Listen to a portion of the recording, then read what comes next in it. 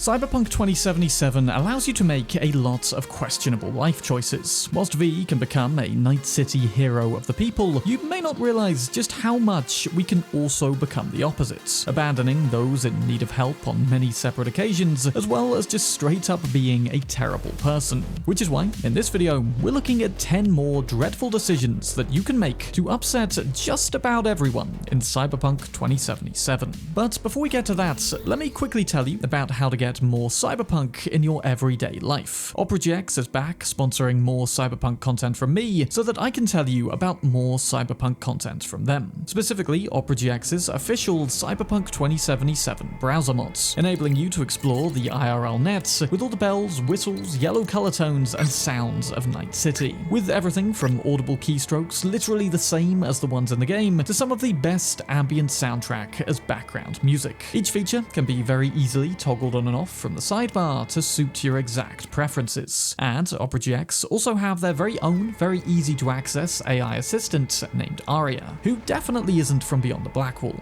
as far as I'm aware. Plus, the Cyberpunk mods will provide access to the official Cyberpunk 2077 hub, containing an expanded library of your favorite Night City tunes, the official build planner, map, modding tutorials, and more. It's a brilliant all-in-one resource, and the mod itself is one of OperaGX's most downloaded ever, with over 1.7 million installs already. And switching from your boring, old, non-chromed up browser is also incredibly simple. By scrolling down to synchronization in the settings tab, Opera can detect and import all your bookmarks and settings in no time at all. So check it out down below, and thanks to OperaGX for sponsoring today's video.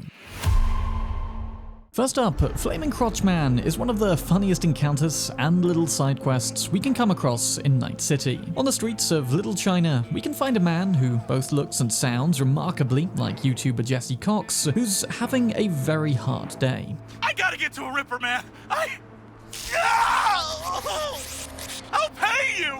Flaming Crotch Man has become the latest victim of a faulty implant, only in his case, it's in a very sensitive area. Now, most of you probably know how this quest goes by now. We hurriedly drive Jesse to a Ripper, avoiding roadblocks and school children, arriving just in time to save the man. What you may not know though is just how dreadfully bad this man can wind up if we don't reach the clinic on time. Diverting too much from the set path or just simply driving too slowly, things will get a little too heated for Flaming Crotch Man. And in a panic, he'll leap out of the car before hobbling a few feet and, well, exploding and dying horribly. Which I guess just goes to show the urgency we were actually under here. The same thing will happen immediately, in fact, if we straight up refuse to drive the guy anywhere. And it's almost like he's having to resist this gruesome fate with every fiber of his being and simply lets up in this moment. He won't, of course, be around to pay us for our help later this way, and will just needlessly die. Though there will be a columbarium plaque under the name Jesse Johnson a little later with the inscribed quotes, "It's a hard life," which is still funny, I'm not gonna lie, but is a tragic end to this quest nonetheless.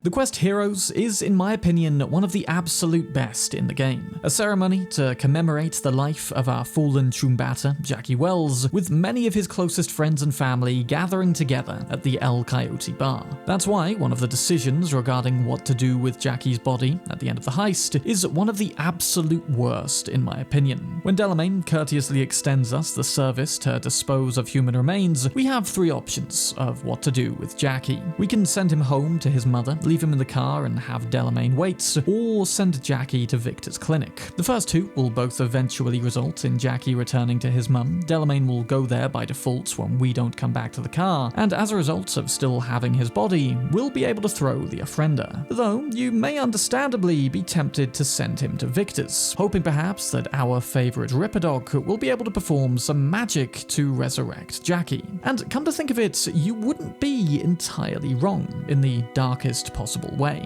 If Jackie winds up at Viktor's, then Arasaka will be able to find him, and taking him away, they'll scan whatever's left of his recently deceased corpse to upload a very poor quality Makoshi engram, mere snippets of Jackie's memories and persona in the hopes of extracting more info about the heist. Now, gameplay-wise, the worst part about this is that we won't get the hero's quest. No body means no offrender, though we will still reunite with Jackie eventually much later on, by by talking to him inside Mikoshi, or what's left of him. Hey, never did get the chance to thank you. Biochip. Hold on to it. For me. Knew I could always count on you, Jack. Shot of vodka on the rocks, lime juice, ginger beer, oh, and most importantly, a splash of love. Seen enough. It's not him.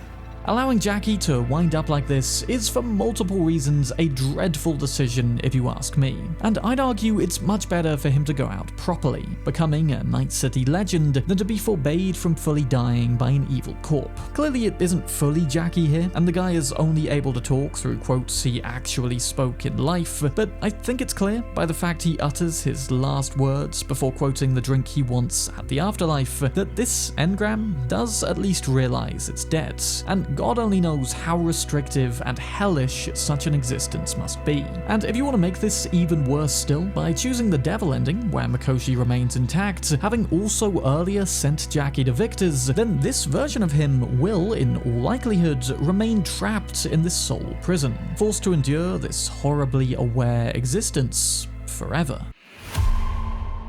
The Life During Wartime quest is a key part of the main story, wherein we down a Kangtao AV and capture Anders Hellman with Panam. Now, usually this begins by dealing with the complication of trying to save Mitch and Scorpion, both of whom saw the AV going down and rode to the crash site to rescue survivors or just scavenge what's left, not at all knowing what exactly they're heading into. We of course agree to help Panam rescue her captured friends, freeing Mitch from a hostage situation, but sadly arriving too late to save Scorpion. We and Panam then head onwards to the Badlands Chew Station to fight off Kangtao reinforcements and finally capture Hellman. At least that's what usually happens. Though in fact, if we simply bypass the crash site and make a beeline for the Chew Station, we can take on a reduced number of Kangtao operatives before finding and capturing Hellman by our lonesome, completing the objective, but of course leaving Panam in the lurch. Now luckily she's skilled enough to rescue Mitch by herself and will catch up with us alongside Aldecaldo reinforcements shortly after, though she won't be too thrilled. Panam? Why are you so surprised? Did the sun bake your brain? Unlike you, I don't bail, especially if I've already given my word. I managed to help Mitch at the wreck, but Scorpion, we didn't make it. I'm sorry. Yeah, thanks. Now, in fairness, I expected her to be angrier, and in fact, we can still get Scorpion's Apollo bike after doing this, even though we bailed on her and never even rode the thing. It also won't really result in any prolonged animosity for future Nomad quests, but it's still something you definitely want to avoid doing for one specific reason. Since we were never there to save Mitch, nor hear firsthand of Scorpion's demise, Mitch never invites us to Scorpion's explosive little funeral. In other words, the quest I'll Fly Away will never become available, wherein we obtain the Scorpion action figure and, more importantly, the poisoned throwing knife stinger, which I've ranked alongside all the other throwing weapons in this video, and is definitely one of the better ones in my opinion. So you'll miss out on all of that by leaving Panam in the lurch here, and it will later be called out on text, where we can try to apologize and excuse our behavior, which I guess at least does work since she still calls on our help later. Muammar El Capitan Reyes is easily one of the best fixers in Night City. If you want more details on that, I did a full fixers ranked video a while back, but one of the main things to love about Reyes is how he genuinely cares about his Santo Domingo community. The guy still loves Eddies, don't get me wrong, but several of his gigs are literally just about giving back to the people. The greatest example of this is Baby Let Me Take You, unlocked after completing several of his ambient recurring vehicle theft missions, and this one is all about helping the sick, ailing children of his community. See, growing up, El Capitan lived in constant fear of his local water supply. The Arasaka Corporation had been routinely dumping their waste into it for years, and anyone unfortunate enough to drink from a broken water filter would not last long afterwards. Children especially, or they'd be sick for life. So in a poetic gesture, Reyes sends us to Klep an Arasaka truck hauling millions of eddies worth of medical equipment. The idea being that that Arasaka, contrary to their own will, will be giving back to and helping to heal the children that they'd inflicted with sickness. So, sneaking on board a heavily armed cargo ship, we find and drive away in the truck. Meanwhile, our backup from the NCPD, a friend from Rhea's childhood, actually dies in the heist. A real tragedy, but all in the name of a very noble cause. At least it would be noble had Rhea's not picked such a chaotic driver. See, there are several opportunities on the way back to accidentally send this truck cascading into the river, rendering the equipment useless and meaning Daniels died for nothing. A plus fuck up is how Reyes would describe it, but maybe Canon V just wants to watch the world burn and children continue to suffer. Though the worst part about all of this is losing out on Reyes's incredible reward for this quest. Recently I re-ranked all 81 cars we can own as of 2.2 now and concluded that on balance, when we factor in speed, acceleration, handling, combat resilience, that the Herrera Outlaw Whaler sits at the very top spots, or around there anyway, depending on your preferences. I mean, the Caliburn still wins on raw speed, but by failing this quest though, our reward of the Outlaw Whaler will become unavailable for the rest of the playthrough. So definitely an all-round terrible choice, this one. Garry the Prophet, always an interesting tune to stop by and listen to on our way to Viktor's, and as wacky and ridiculous as many of his theories may be, each actually has a fair amount of truth to it, only it's wrapped up in an equally fair amount of supernatural dressing. You see, Garry has a faulty chip in his brain, enabling him to hear the secret communications of corporate elites, which he merely interprets in his own special way. But by speaking a few times and finally getting to know Garry enough, he eventually gives us a very real piece of info about a secret meeting which we can go and infiltrate. The Prophet song quest is strange and mysterious by itself, but is even more so when considered in the wider tapestry that is the grand unified Mr. Blue Eyes conspiracy. I've done an hour-long video on that whole thing. It's easily one of the most expansive ongoing mysteries in the entire lore, so check it out when you're done here. And therefore, it'd be a real shame if something were to happen to Garry before he sends us on this eye-opening quest. Unfortunately, one of Garry's many crazy theories is about how the nomads are secretly werewolves. And actually, he's much more spot on with this one. Tales of genetically mutated werewolves do exist in wider media, but for the Aldecaldos who happen to be walking by at that very moment, it sounds like more of an insult to their people. Now, it's easy enough to talk these guys down or perhaps even fight them off in Garry's defense, but if you do think that the guy is nothing more than a nonsense spouter at this point, then you can do this. I've had enough of this guy. Last thing we need is this level of crazy staying on the streets. Fuck him up. Maybe that'll teach him a real lesson. Shit talk nomads, and that's what you get. One punch is all it took to actually kill the guy, and moments before Garry was going to tell us about a genuine secret meeting. Tragic thing is, if you did do this on a blind playthrough, then you'd never even know that Garry is anything more than a blatant nonsense spouter. Ozob Bozo, despite his interesting choice of face cyberware, is actually a pretty down-to-earth chum once we get chatting to him. We'll first meet Ozob for the Send in the Clowns quest, wherein he'll pay us an eye-watering number of eddies to simply drive him across town to a Tiger Claw restaurant. And though he will think we're somewhat rude for asking about the grenade nose before even introducing ourselves, he will eventually explain, saying he chose it as a replacement after his brother tore off his original nose. The guy must really like to live life on the edge, which is why, later on, when we get assigned a bonus beat on the Brad quest down in Pacifica, it's surprising to find that Ozob is the opponent. After all, if the grenade is indeed live, then a few hits to the face ain't gonna end well. Oh shit! Oh shit! Oh shit! Oh fuck!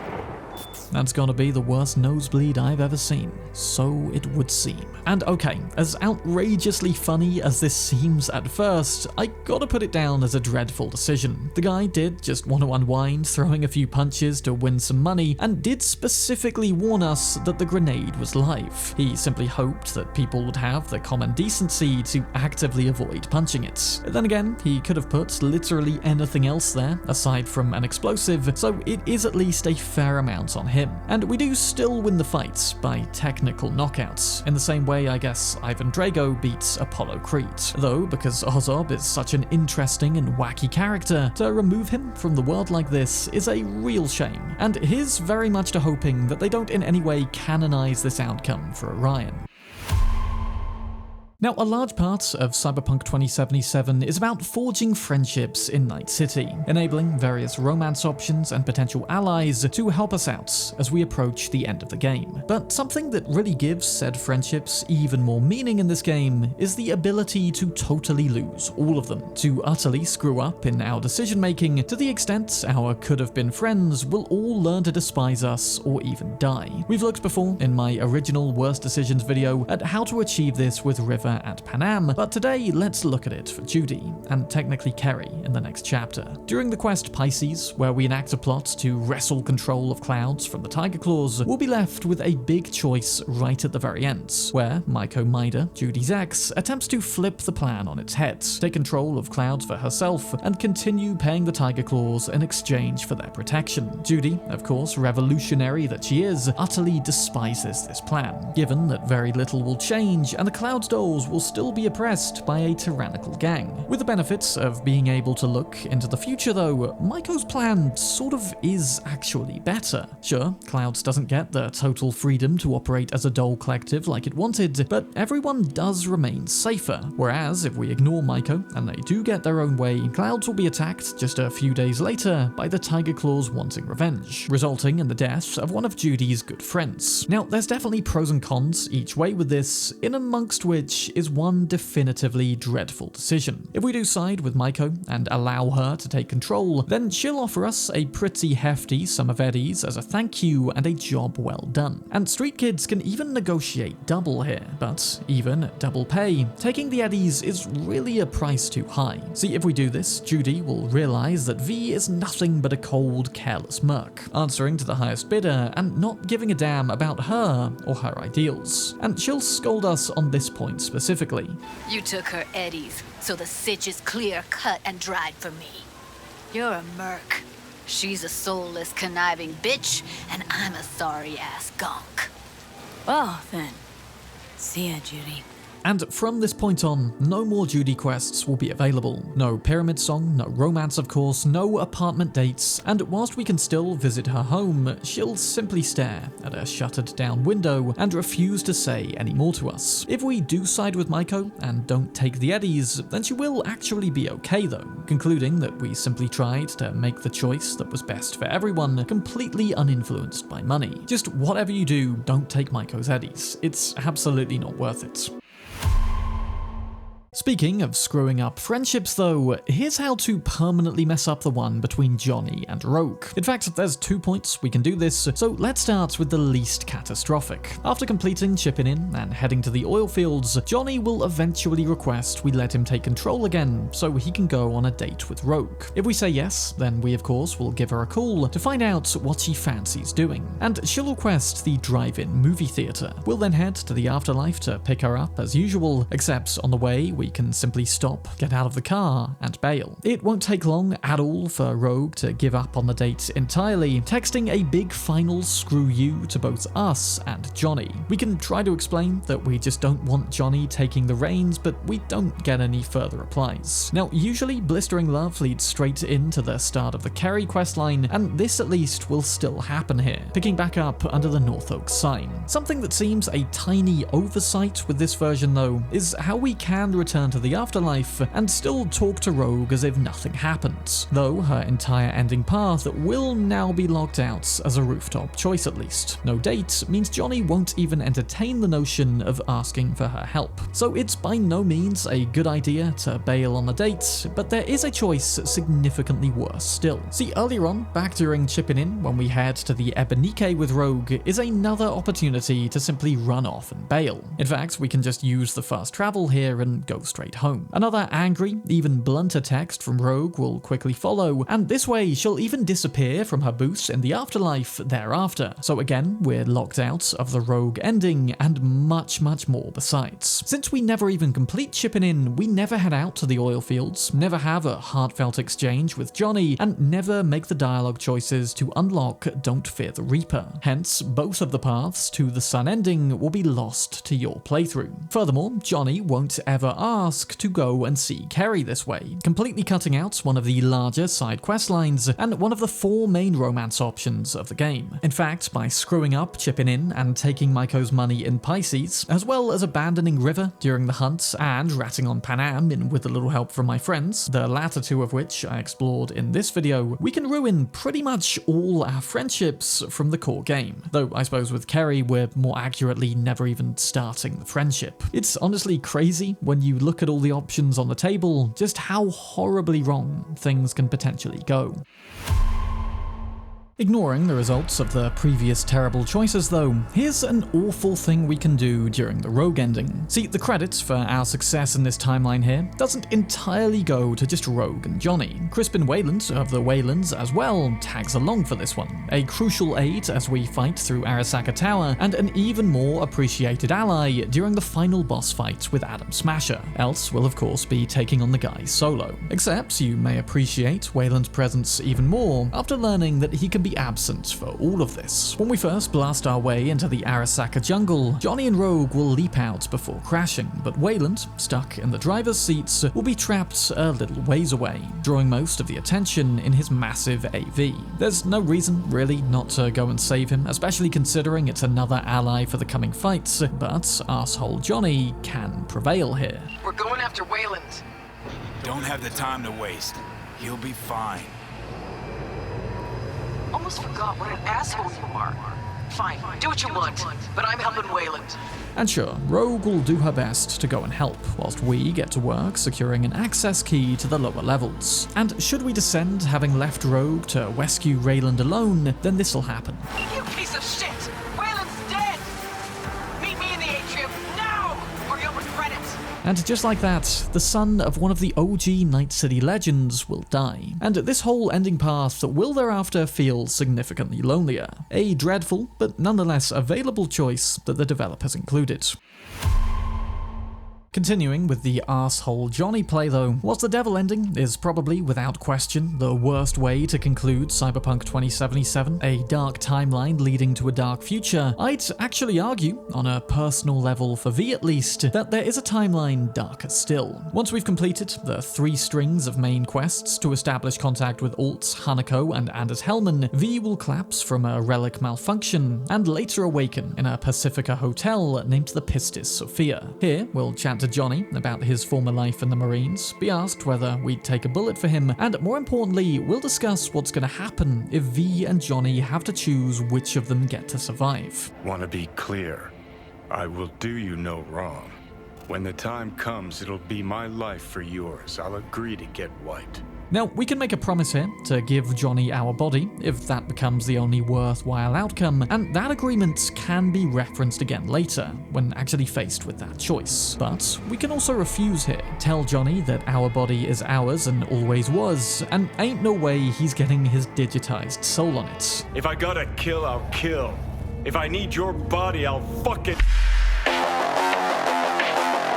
No, Johnny, you will not. Except this can now make for a very hostile dynamic in one of the endings, the same one we were just looking at. If we do let Johnny take control and assault Arasaka Tower with Rogue, then once reaching Mikoshi, Johnny will still be the one calling the shots inside. Or, more accurately, he is the one that we, the player, are playing as. And when Alt declares the unaccounted for complication with all this, that V's body will now only tolerate Johnny's engram, not V's, then the mathematical choice is for Johnny to take it, living out a natural lifespan as opposed to V's 6 months, perhaps somewhat more. Of course, in this timeline though, back at the Pistis Sophia, V never agreed to any such thing, and hence Johnny will effectively be stealing V's body, resulting in a violent, even hateful exchange. Are you fucking kidding me?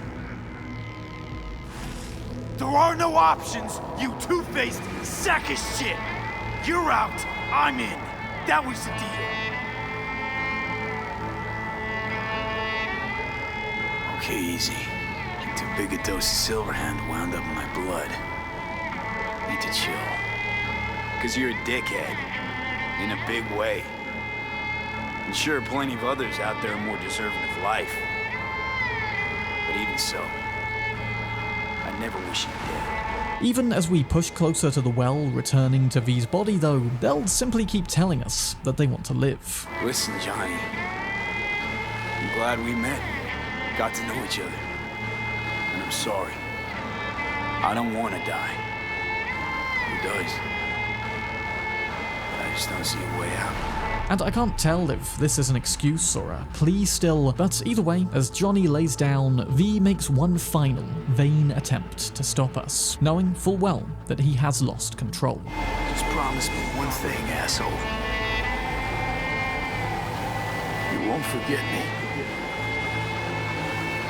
Thus begins the evil Johnny arc. Gotta say, update's quite an improvement. Yeah, this is one of the darkest possible timelines, and the only one, actually, where V is stripped completely of their right to choose. I mean, even in the Devil ending, we maintain the choice of whether to sell our soul to Arasaka or not. The path of least resistance, depressing bullet to the head, ending even maybe tragic, but is entirely V's choice. But here, all V can do is watch on in horror, as the digitized ghost they slowly grew to befriend runs off with their body, leaving them trapped as a string of ones and zeros in cyberspace with no other choice than to be assimilated as a piece of the Alt Cunningham AI collective along with the rest of the Mikoshi souls. Definitely one of the darkest choices narratively that we can make in the entire game. But let me know in the comments of any more evil or just downright bad decisions that I haven't covered yet, and hey, maybe there'll be enough even for a part 4 to this series. Do subscribe if you haven't already for more Cyberpunk content. There's a huge backlog already on my channel and plenty more coming in the future. And as always, a massive thank you to my patrons for supporting me and bringing many of those videos into existence. I'm